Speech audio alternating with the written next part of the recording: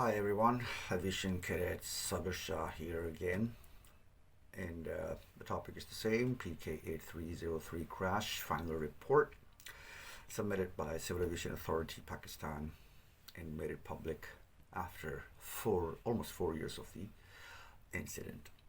Just now I heard Branko Lerio, one of the most famous analysts, on air crashes. He is no doubt one of the most experienced guys I have ever seen, heard on YouTube talking about any crashes.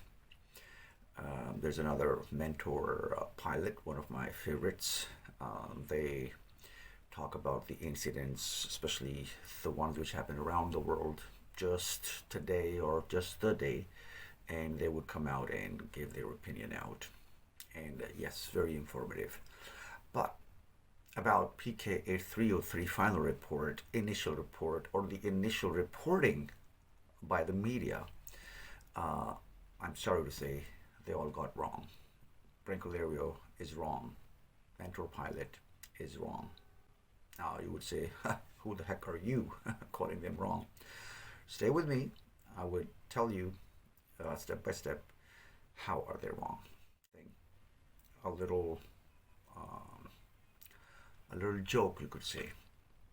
Once there was a king, and he just all of a sudden he got under depression and he was not being happy. So he tried to do a lot of things, but he couldn't succeed in becoming happy again. He was always sad. So he approached to a priest and a learned man, a wise man, and asked him, how can he be happy? The wise man gave him a task which seemed impossible. He said, the king, if everything around you is pink, you'd be happy. Now the wise man knew that no one can achieve that task because you have to paint people's skin pink, you have to paint their eyelashes skin, they have to wear pink, the apples have to be pink, the food he eats has to be pink, the water he drinks has to be pink. So everything around him has to be, even the pee he does has to be pink. So the king tried. He went home and he went to his palace and he tried, but eventually he couldn't succeed, so he was still happy. So then his advisors told him that this wise man, he actually gave you an impossible task which no one can complete. So he was just trying to get rid of you. So you just kill him. So the king ordered the wise man to come over and answer the question. He said, well, and the wise man said, I can solve your problem in a less than $100. And the king says, how? He said, give me $100. The king gave him $100. The wise man went and brought a pink Ray-Ban. He said, put this one on. So when the king puts on the pink glasses, Ray-Bans, everything turns pink. Meaning your vision. So what Pakistani media did, what the people who wanted experts like Blanco and Mentor Pilot to see pink, because they want you to see pink. And that's what has happened. Let me start from the beginning. May 22nd, 2020. The crash time, 1:42 Pakistan Standard Time in the afternoon. That's a big day in Pakistan, because all those who know something about religion, they should know that Ramadan is one of the biggest months among Muslims, Ramadan. And then the last Friday of Ramadan is considered to be the most, pious one, and you could get a lot of, rewards from God if you pray on that day. And the Friday prayers. Eventually, the Friday prayers have given the most weightage as well, but Ramadan, the last Friday of Ramadan, is considered to be the best Friday. So we call it Jumatul Wida, means goodbye Friday. See, Good Friday, so we have Goodbye Friday. And then the next Friday would be the Eid, the celebration of the Muslims' festivals. So even normal Muslims, they have to offer 5 prayers a day, 5 times, in the morning, at noon, then in the evening, in the afternoon, in the evening, and then right before the night. So 5 prayers a day. But most of the Muslims, not most of them are practical people. So what they do is, but they don't miss the Friday prayers. So Friday prayers itself at noon carries a weightage. All the offices are closed, all the schools are closed, no one goes to work at that time every Friday. Although Saturday and Sunday are off, but Friday afternoon, everything is off. So you need to know the culture behind that. That Friday prayers, and especially Ramadan's last Friday prayers, carry the highest, weightage in Muslim world. So keep that thing in mind. That was an extra knowledge. Why? Because I'll mention it later. So 22nd of May, 2020, the initial news broke. I watched it on TV that an airplane without the landing gears landed and crashed. And we don't know what the survivors so far. There were 2 survivors, by the way, in the end. So, okay, got it. A few minutes later, another piece of news comes out that the plane landed without the landing gears, and the plane was very high, and despite ATC telling not to land, he still landed and crashed. There was no mentioning of go round, although they knew exactly what happened to the aircraft. You're getting my point. They knew exactly. So what kind of news should be broken to the media that the plane without the gears crashed on the runway in first attempt? That stayed for hours. Everyone believed that a crazy pilot who forgot to lower his gears down and crashed on the runway, and everyone died. And now check Mr. Brancolari's first video, okay? And his first impression was also the same. The media of Pakistan and the people who were behind this crash, they made him see pink. Here's the proof. Of the approach, that is the high, fast, and steep approach into the airport. The fact that it appears as though the pilots were surprised that the gear was not down, and so that when they touched down on the runway, they touched down on the engines. So see, even if you came up with the story of telling the chime sound at the back, ding, ding, ding, ding, ding, ding, it's because the gears were not lowered down, and he totally bought that shit, I would say, and said that the pilot really forgot to lower the gears down. Now, it's been a few years since I've been in the Airbus. I've got a couple thousand hours in it, but let's do a couple quick systems review. This is what it sounds like when the gear is not down. When you go to lower the landing gear handle and the gear does not extend correctly, you'll hear a ding, ding, ding. It sounds like a door open light in your car. Let's check out this quick clip from Captain Joe on this very phenomenon. So let's imagine you were on approach and just extended the landing gear, and this happens. The ECAM is requesting us to perform the landing gravity gear extension checklist. So you hear the ding, ding, ding, ding. That's indicating you've got a gear unsafe situation. You've lowered the landing gear handle in the Airbus, and the landing gear did not properly extend.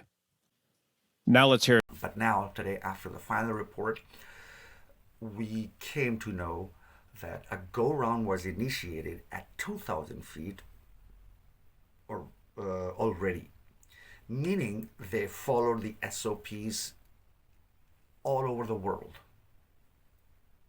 Because if by 2,000, that's again Mr. Blancolari's own video, that if by 1,000 feet you are not at the right approach, you are not at the right angle, you are not at the right speed, you are not at the right height, you just go around at 1,000 feet. That's the limit. Maximum you could go is 500 feet. His own words.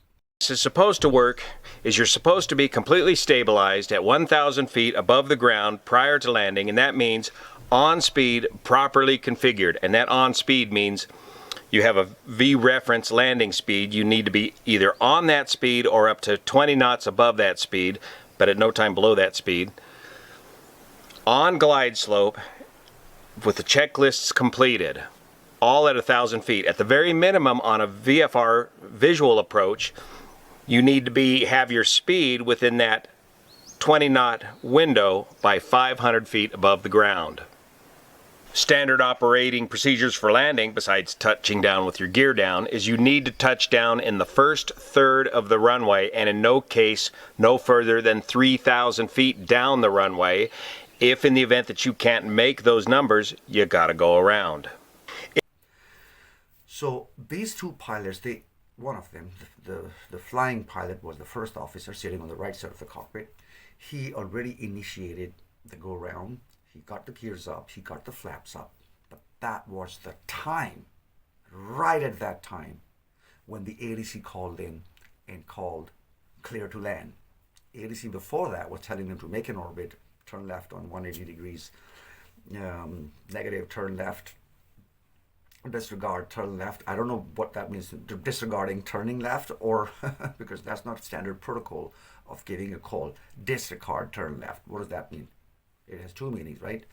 Either disregard and turn left, or disregard turning left. So confusion was created by the ADC officer.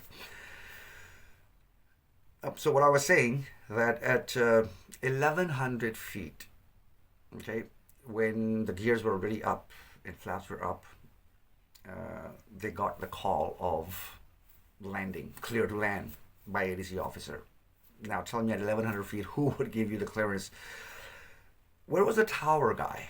Because the tower guy is having his binoculars and watching the air. No, what his excuse is in the final report, he said the aircraft was nose down, so he couldn't see the gears. He had no idea about the gears were down or not.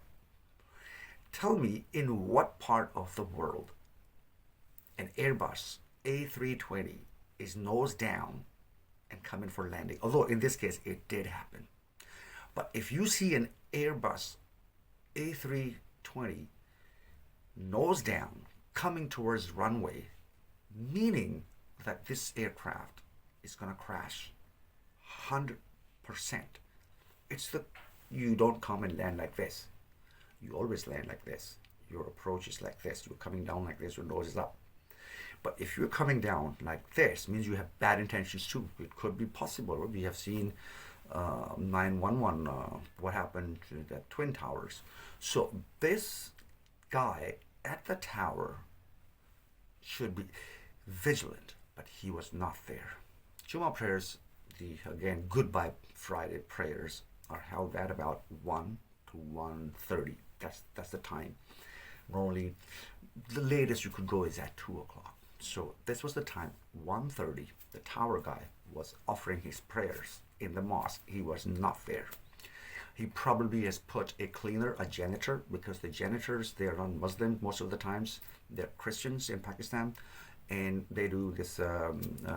The janitor mostly, although they're very educated Christians in Pakistan. I'm not demonizing or discriminating them, but that's the fact of the society, that we take them as janitors.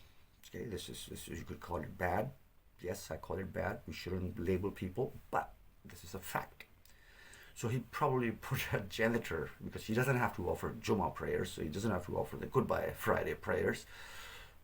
And the guy could see the aircraft coming down. And that confirms, because again, the protocol to give calls, everyone knows. No one says that the aircraft is at the stopway. Now, give me a break here. There's a proper way of calling, for example, the exits of it. It could be Echo, it could be Foxtrot, it could be Delta, it could be Charlie, it could be Beta, it could be Alpha. So we have different points, different exit points on the runway. And every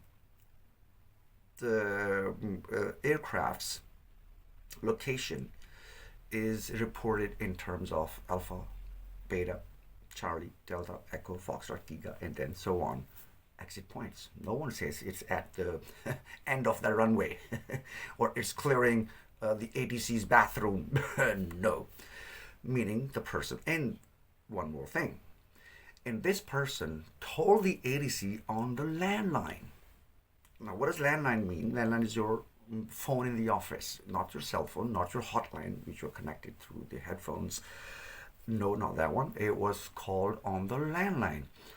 Now, that I believe, because when this was hot and high, the ADC guy must have asked the tower, and when he couldn't connect to the tower because he was not there, he must have given him on his phone number, sent a text because he was praying, right? So he couldn't answer the phone. So you must have sent him a text. We have a situation here. And that's when he contacted him and asked him about were the gears down. That's what in the final report it says very clearly that after they went around, and ADC guy is asking the tower guy is asking the ADC guy to ask the captain if the gears are down, which he could see very clearly. Now, Mr. Brancolerio posted a picture of PK8303. And everyone knows that they landed on runway 25R. They went around and they turned left to a heading 110 and to 113. So that means they were in a left-hand downwind. Now, once you're in a left-hand downwind, look at the picture again. Where was this picture taken from? It was taken from the runway, because the aircraft must have, when it was parallel, it was not even parallel to the ground, to the runway, because runway is 250 and the airplane is at 103. So that means 147 degrees opposite. So that picture you could see it's taken from this angle, not from this angle, not from that angle. Meaning it was taken from the runway. Who took that picture? If you could take such a clear picture of an aircraft at 1,800 feet, because this was the time when the RATs were deployed. The rats, again, listen to Mr. Brancolerio again, where he claims back 3 years ago that RAT, the rat was deployed automatically, and he is 100% sure back then. But look at the final report. It says very clearly, because the captain asked the flying officer about the minimum speed of the RATs, and he said reduce the speed down to 140 knots and deploy the rats. So pilots did it. It wasn't deployed automatically. That's another mistake in the previous assumption. Again, made you see pink everything. And the present one again making you think they're pink. So so now, yeah, let's get back to another issue. In this the recent video, Mr. Brancolerio has claimed that there was a tuning of the frequency. Mr. Brancolerio himself is a pilot and knows the procedures very well, that once you leave one aerodrome and you enter into another one, you switch to the tower, right? And the tower frequencies are known to, they're on the manual, the flight plan, whenever you go. And then even the ADC frequencies are also given, but let's assume that we don't know about the ADC frequency. The tower tells you to switch to what frequency. It's the tower's duty. Show me in the report, where has the tower instructed PK8303 to switch to any of the frequencies? Nowhere. So how did they switch to 126.5?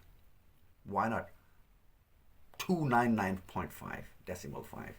Why not 999.9? Why not 000 decimal 1? Why to 126.5?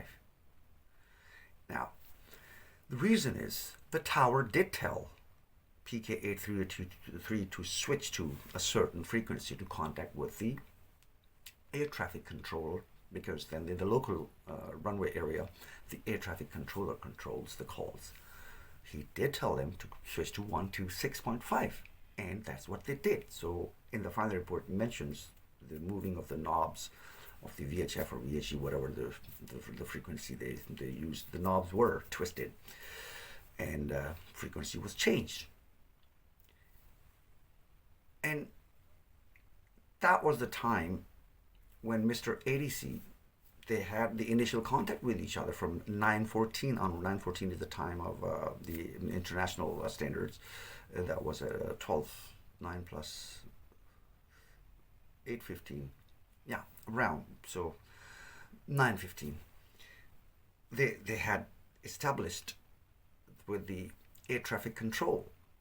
And later in the report, you could see very clearly that they were in touch with each other on the frequency of 126.5.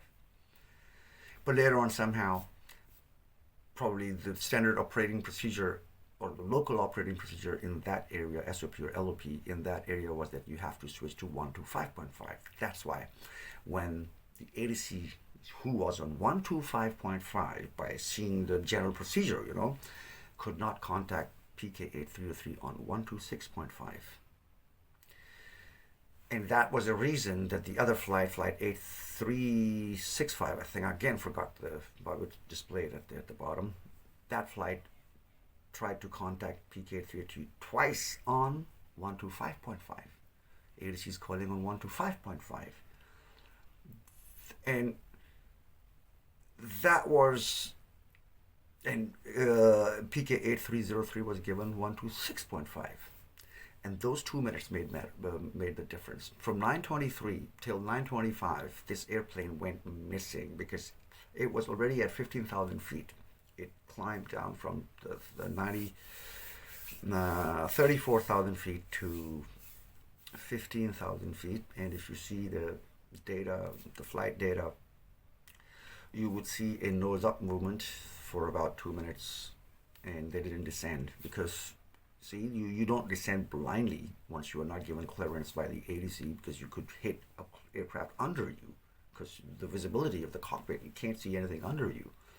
And only person who could tell you if there's something under you is the ADC officer. So for 2 minutes, they stayed blind. And that 2 minutes, if you descend, normal descent is carried out at the rate of 2,000 feet per minute. 2 minutes, you didn't descend at all. And you kept flying the same heading, meaning that you were closer to the runway, but you were 4,000 feet higher. So whose problem was that?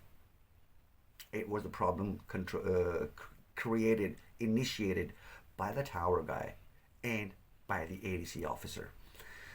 Now, a pilot has to calculate, he has to recalculate, and that's what they did. You are judging on their actions. Exactly. So I'm saying, in the end, it's the mistake of a pilot. Of course, it's the miscalculation of a pilot that ends up into a disaster. Of course, he was flying the plane. They were flying the plane, and they couldn't put it down on the ground. It's their miscalculation. But who put them in that scenario? That is not addressed in the whole report, in the initial report, and in the initial media reporting. So the real people, the ones who could have stopped this menace, this crash, I tell you how. Now, everyone initially, they said that the gears were not down and the plane landed because the pilots forgot to get the gears down because they were fasting, they were in Ramadan period time, and that's why they couldn't get the plane down. They were not thinking right, and everything appeared to be false. They did lower the gears at 7,000 feet. They did raise it up at 2,000 feet because they were initiating a go-round. The first officer, the flying pilot, initiated the go-round, but that was the time, exactly at that time, when the ADC officer tells them to land. Now, the captain, busy in turning off all these warning lights because they were high on speed. Of course, they were high on the approach. Their angle was higher, steeper, and their speed was much, so a lot of things did not get down, like the speed brakes or the flaps, all these things. And the captain is busy killing those lights off, and the first officer is just flying the aircraft. And he's the one who is making the calls, who's taking the shots, who's calling the shots. And he, by 2,000 feet, he saw that we are far above 220 knots, and we are just a few nautical miles away from the runway, and we are at this height. We can never make it, so initiate the go. He didn't put this put the throttle to the toga, but the auto thrust was turned off. No, it was turned on, meaning that if you pitch up, it's gonna get the throttle up by itself.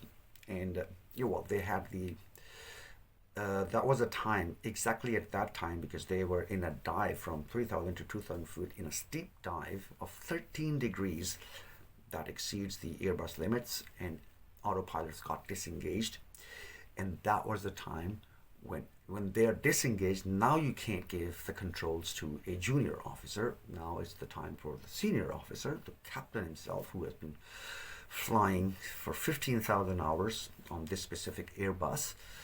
So he says, I have the controls. They could not on the report it said they didn't conversate with each other, but the gears were put down initially as well, and after 14 seconds they got in down and locked position, because it takes some time for the gears to be retracted, all the things come out, and then get settled down. And then once they are locked, the sound comes out and the warning, the light appears in the cockpit that gears are down and locked. So it takes 14 seconds.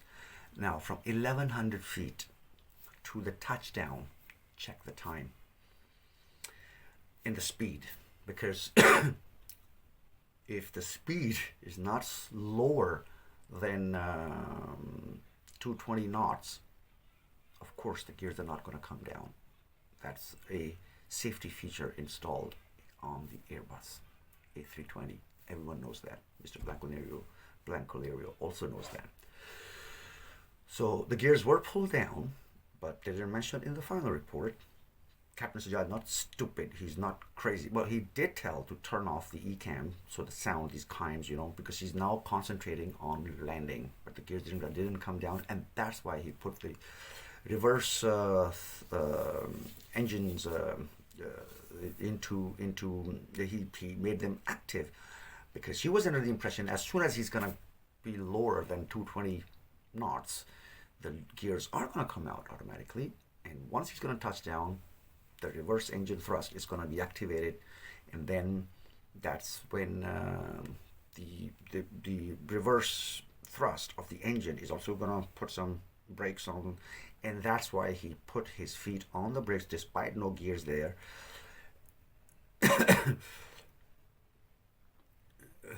Because mentally he was ready for landing.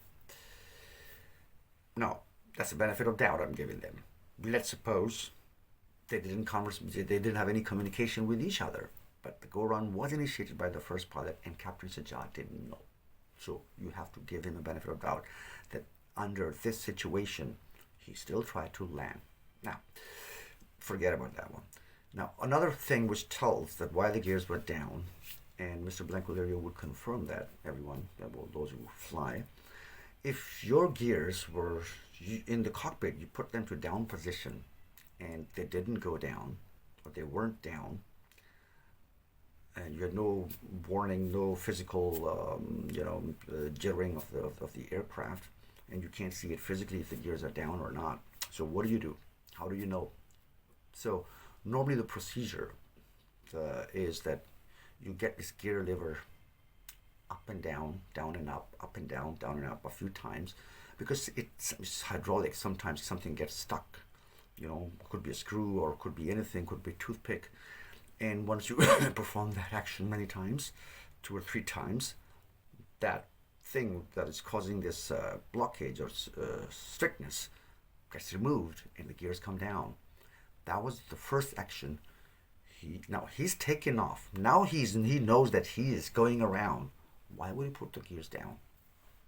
Does it make any sense to you? And now you would say, oh no, he was fasting, so he had no idea. No, That's the standard procedure because he thought the gears were down.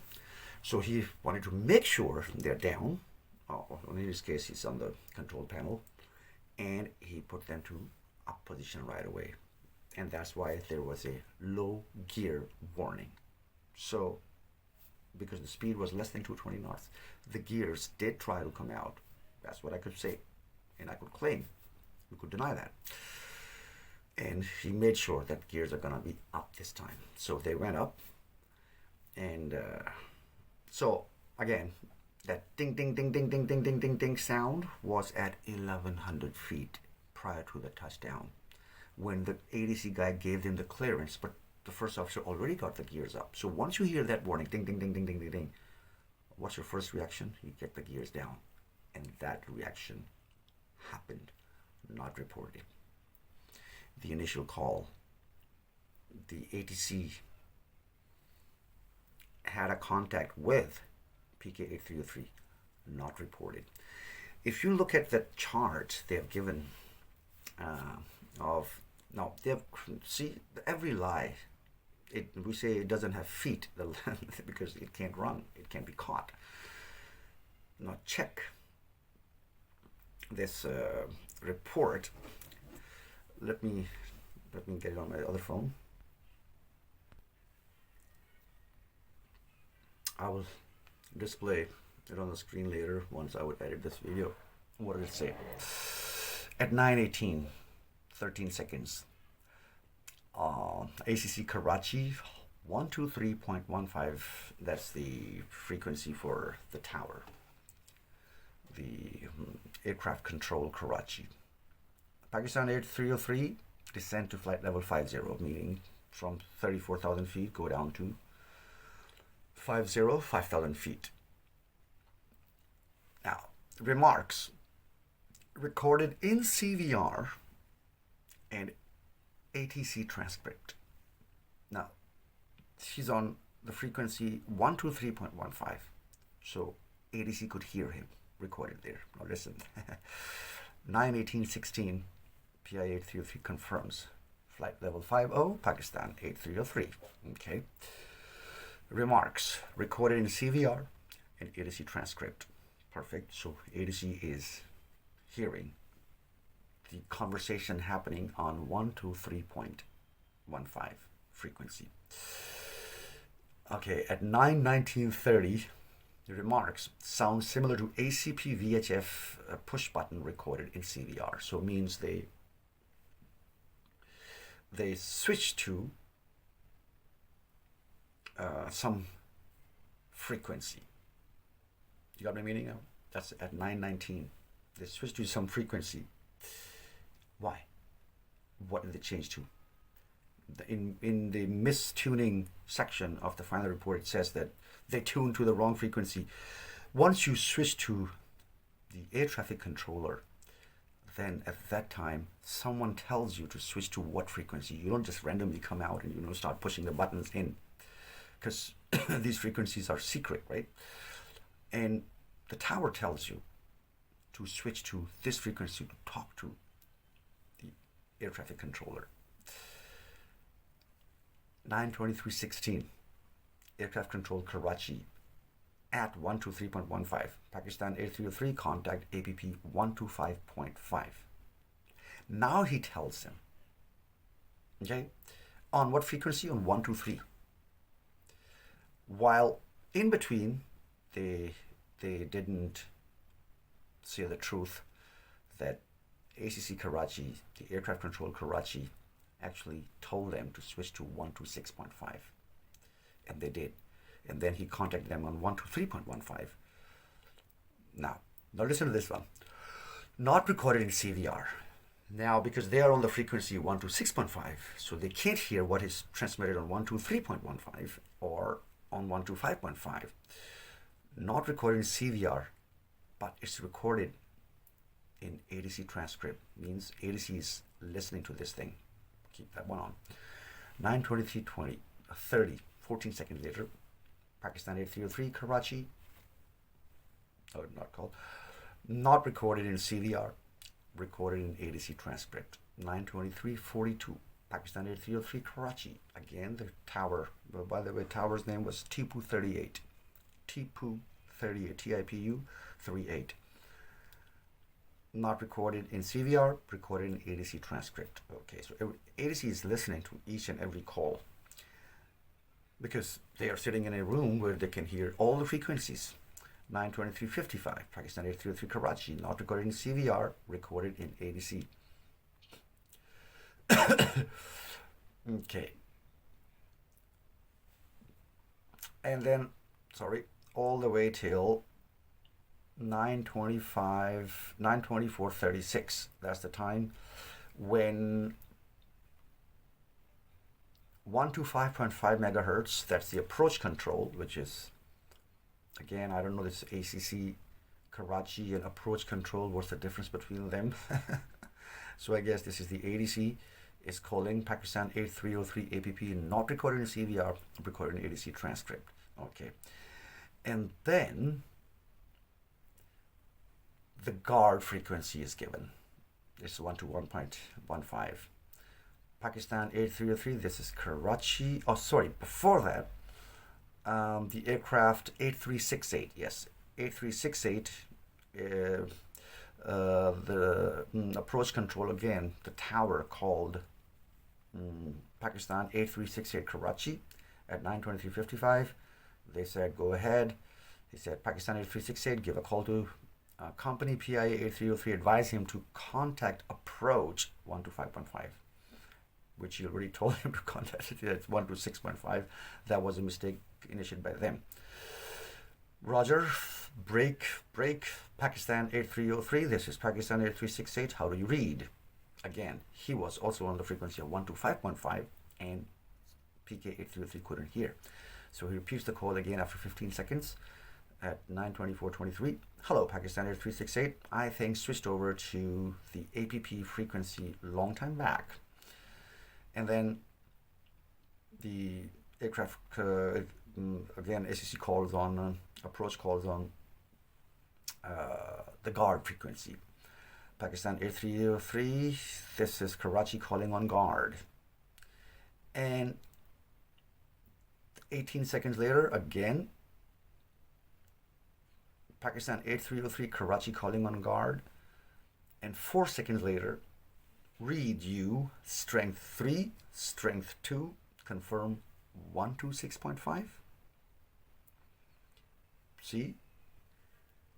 Now, strength is, this is strength from 1 to 10. 10 is the loudest, and 1 is the weakest, and 0 means you can't hear anything.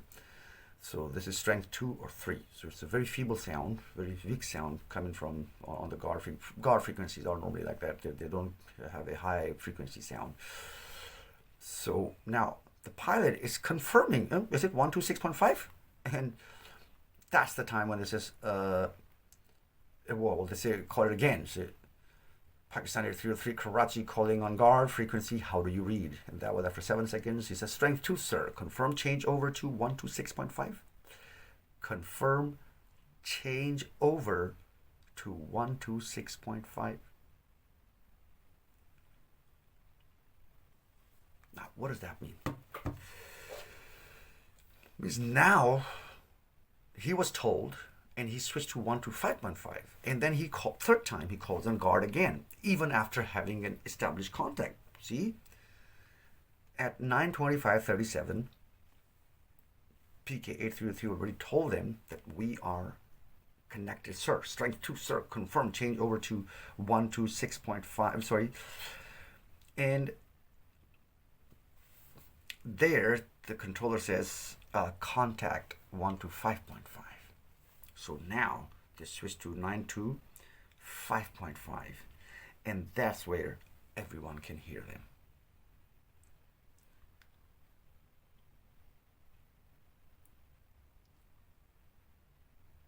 So till 9:24:36, nothing is recorded on CVR. No calls recorded on CVR, but they are recorded in ADC transcript. And after the first time when they called in the guard, 9:25, so for 2 minutes they were missing. They didn't continue descending. and that's what made difference, because you lost 2 minutes of your flight time, but still going closer to the runway, and you lost for these. You gained. You should be losing 4,000 feet, but you didn't lose them, so you kept those 4,000 feet, and you see the whole flight pad after that. It's the difference of those 4,000 feet. So who to blame? You tell me. The pilot has to react to whatever situation he's under. They have to react accordingly. Now we'll come to the holding pattern. Why they didn't get into the hold at Sabin. Sabin is the point where this last limit where you actually get aligned with the runway and come for straight-in approach. So initially you descend down, you go to Nawab Shah, and you descend down to a certain height, and then you go towards Muckley, and from Muckley you go to Sabin, and then from there you align on with ILS 25 left runway, and then you land back while flying down straight. So they didn't get into the holding pattern. It's a very simple reason for that. Pakistan is not a rich country as Mr. Blanco-Lerio lives in, or Mr. Metropilot flies for, and the PIA is not a very demanding profit-earning state-owned airlines. Every year it has billions of rupees loss, and government gives it some subsidy. So I think in a good faith, because if he would have entered into a holding pattern, now remember that was the COVID time when flights were already canceled all around the world, and it was the first flight after the restrictions were uplifted in Pakistan. Before that, they flew in March, I think March 23rd or 22nd. And I think May 1st was also one flight. And so it was the first flight after a huge lockdown. And they just wanted to land because they could land. They didn't broke even a single aviational law, even a single Airbus limitation. Can you climb down by 7,000 feet per minute? Yes, you can. You are allowed. You didn't cross any limits. Can you pitch down to 13 degrees? Yes, you can, because it's under the aircraft limitations. Oh, if you go below 20 degrees, then you are going to get negative G's. That's a separate issue. You are allowed to do that. They didn't cross any of the aircraft limitation. Even with this, in terms of speeds, they were higher, but they didn't cross the VHF or VHE, the Mach 0.95, which is the cruising speed of Airbus 320. They didn't cross any limitations. At the time when they realized they can't land, they did try to perform a go-round. They couldn't succeed in that one. That's a separate issue. But before that, because to get into that holding pattern and stay and be holding a 15-degree of bank and then turning, see, just like I turn it my head up and down, I turn it round. So that's how it was. The final report says that it was going to take 24 to 36 minutes, and 24 to 36 minutes means 24 to 36 minutes of extra fuel, and under an airline already bearing losses for years, for decades, and then COVID time, and then this, the prayer times as well, because if they would have landed, then some people could have joined the Goodbye Friday prayers. So I'm 100% sure that they didn't want to, and again, you would say once you're close to destination in a country like Pakistan, you would opt to land instead of getting into a holding pattern. That's a fact. That's it, Pakistani society.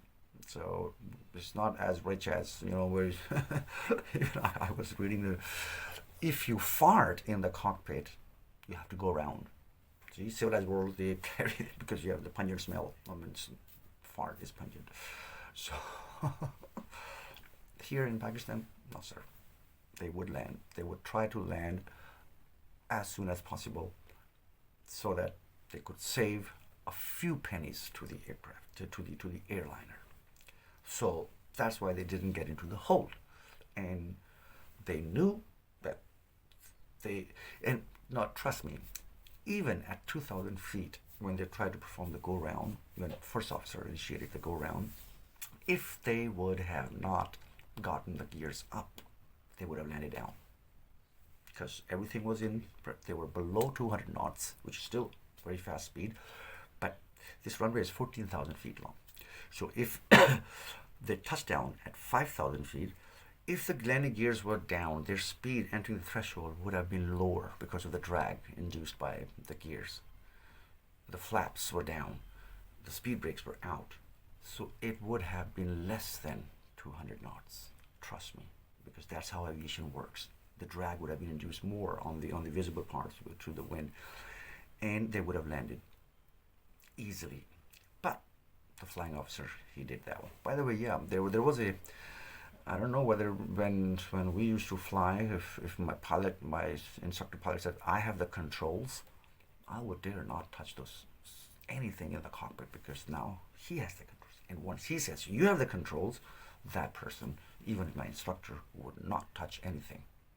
He would not have these dual inputs. Again, on the touchdown, there were dual inputs. One was getting the nose down. One was just the side stick by the captain, who was nose down, and 2/3 up by the flying.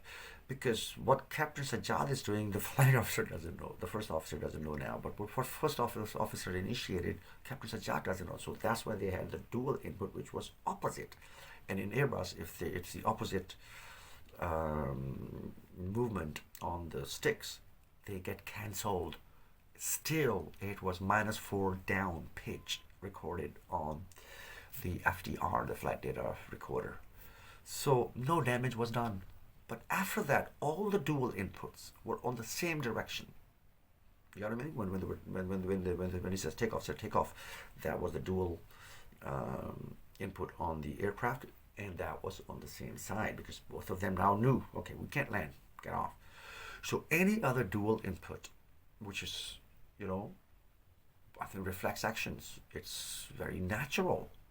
You're gonna hit, you're gonna go away, so you would try to assist, and it's a small this fly-by-wire system. It's not like the yokes of the old aircrafts. No, it's just a few millimeters back, few millimeters down. That's it. That's the movement of the stick. It's not like the fighter aircrafts or anything else in the old traditional aircrafts. Nope. So even if you hold it tightly, you're just gonna feel some pressure. But I'm not giving them any excuse. What I'm saying is there was an opposite dual input, but only one occasion, and that was at the time of touchdown, first touchdown. Second thing which I couldn't understand, RATs, I already mentioned that one. The RATs were put down by the pilots. It was not automatic, because they reduced the speed down to 140, because that what the conversation was like that. That was the speed for RATs to be deployed. He said 140 knots, so the captain asked the flying officer to let's reduce the speed down to 140 knots, and they did. The data confirms that, and that's when RATs were deployed, and they had the FDR and all these things working again, the lights in the aircraft, and minimum basic requirements, things to land. The gears were put down at that time. Flaps were selected to flap 1 position. That's what surprises me. And again, what happened when they had both the engines out? They said, sir, we are turning back. So that means they were flying at a 103 degrees, and they had to come back to 250. So when you're flying at 103 degrees towards the 103 direction, so turning back means that they would come back to 250. So he said, we are turning back. That means they were going away from the runway to gain more distance to come down. That's what I could say, because we don't have any flight path, and that's another thing. No flight path available in this report. No flight path. So when he turned back, gears were down, and flaps were selected to position 1. And now the first officer, I think they gave a mayday call, and I think right before the mayday call, no, right after the mayday call, when they gave the mayday call, that was the time when we could see on the report, it says no flaps. You could see. So what first officer did, I think he put the flaps up.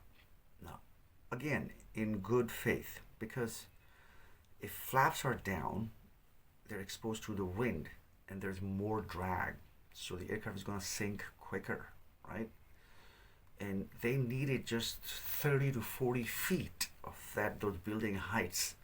If they would have avoided that one, they would have landed even on the threshold, I mean, before the runway on that ground, because gears were already down. So they would have a huge impact. But yeah, but again, we were going to go for ifs and buts. What I'm saying is, he put the flaps up to have less drag induced by the wind, in good faith. But everyone in aerodynamics knows that once you put the flags up, initially the aircraft sinks down and then gains lift. It's a natural phenomenon of aerodynamics. So every time once the gears are put up, the aircraft sinks down and then goes up. You know, this is a very natural phenomenon. And once the aircraft, once they're coming down, of course the aircraft is gonna go down right away because of the drag induced. So once the drag is induced, the speed gets lower. Once the speed gets lower, the nose gets down to gain the speed. You know, so that's a very natural phenomenon. But once you get the flaps up, all of a sudden this wind packet is gone, right? So the aircraft has a tendency to go down as well, for initially, for a second maybe, and then it gains the lift. So that also mattered. Once you put the flaps up, the aircraft sank down quicker for a few seconds, and that was enough, because they had no engines, they could never gain that lost height. So that was probably the last factor which got into this deadly crash. Anyhow, my apologies, my condolences to all the families who lost their beloved ones, and to the aviation world for losing two great pilots who did all their best to be safe, for their safety and for the passenger safety, but they couldn't succeed. And we are no one to judge them, because a pilot is a reflection of everything around them. They're a reflection of each and every word, knowledge, wisdom they got from all of us. It's just that they miscalculated, and that's what happens. People do mistakes, but the reason for their mistakes, we need to see that. And this report doesn't tell you anything to correct this scenario would happen again. That ADC officer, he was on duty the same day, and he even carried out the next incoming flight. Now tell me, in Mr. Blancolario's world, if an ADC officer was involved in a major accident which just crashed an hour ago, and would you put him in the office until the investigation is done? No. But this is Pakistan. They do it. And there's another channel, and he said that when that aircraft was landing, this ADC officer at the time of landing told him, "Oh, do you know about PK8303 crash?" Telling it to and that captain got nuts. He landed and he called his superior and told him, "Is your ADC officer an idiot? That I am trying to land on a runway where the crash has happened, and he is telling me that if I knew about the crash." It's just, and he just talked to the pilot. I mean, when they were in the air, in Lahore, they did talk on radio to each other, the captain of 8303 and the captain of the other aircraft which crashed. And by the way, there's a video made by that aircraft when they were turning into the finals. They showed the smoke. Some passenger made the video. It's still available there. So this is what I'm saying, that this is Pakistani society. So we shouldn't, don't be a loudspeaker and start saying their words. Check the things which I've mentioned. If you think that those things are missing, then 4 years of investigation should be enough. So why those things are missing? Because they did it on purpose. It was deliberate to save the ADCO and save the tower guy. And because the pilots are dead, blame them, no problem. Because they're not going to come and defend themselves. So it's always, in Pakistan, blame is put on the dead people. The ADC officer is still working. The tower guy is still working. They were absent from duty. They didn't perform their duty well. In aircraft belly landing, touch and go, coming for landing again, no trucks, no fire trucks were on the runway. None of the emergency procedures were taken into action. In the report, the ATC officer that he put the Karachi airport on emergency, false. Nothing was deployed. When the aircraft crashed in that model colony, Karachi, that area, the local, that's the service in Pakistan, free of cost, the ED ambulance service, they came. They did the rescue operation. CAAC, Civil Aviation Authority, was missing. None of the, and it's only like 5 minutes from the airport, because everyone was for the goodbye prayers. No one was at the scene. That's what has happened. They made you watch pink, made you see everything, see pink, and you are watching pink now. Thank you.